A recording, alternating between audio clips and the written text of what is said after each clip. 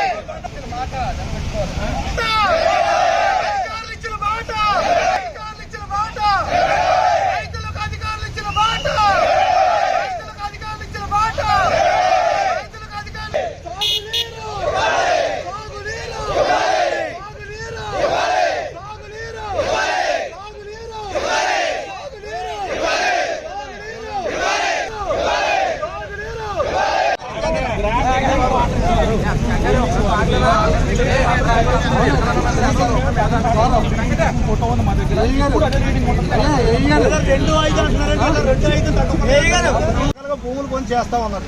ఆ ఏరియాలో కనీసం ఒక 20 ఎకరాలు, ఈ ఏరియాలో ఒక 10 ఎకరాలు కొని కనీసం ఆ భూమిలో నీరు పెడితే దాల్వాకి తొలకరికి మధ్యలో ఉన్నటువంటి గ్యాప్ ఏదైతే ఉన్నదో ఆ గ్యాప్ లో నీరు ఉంటుంది. కాబట్టి దాని నిండా ట్యాంక్ నిండా పెట్టుకుని నీళ్ళు ఎప్పుడైతే అవసరం వస్తాయో ఆ అవసరంలో మామూలు ప్లంపింగ్ ద్వారా తోడుకుంటే ఈ సేల్స్ అనుకోలేనటువంటి పరిస్థితులు ఉంటుంది.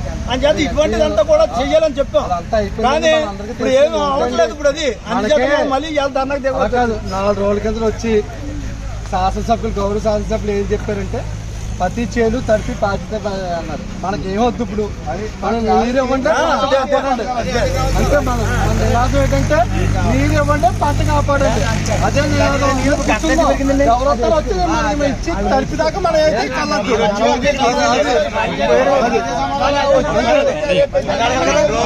వంతు అయిపోయింది. వంతులు ఏమన్నారు, డైరెక్ట్ నీరు ఇస్తాం వంతు అయిపోయింది. ఇప్పుడు మళ్ళీ 5 రోజులు ఆగినాడు. 5 రోజులు అంటే ఈ 4 రోజులు 5 రోజులు కలిపి 10 రోజులు అయిపోతుంది.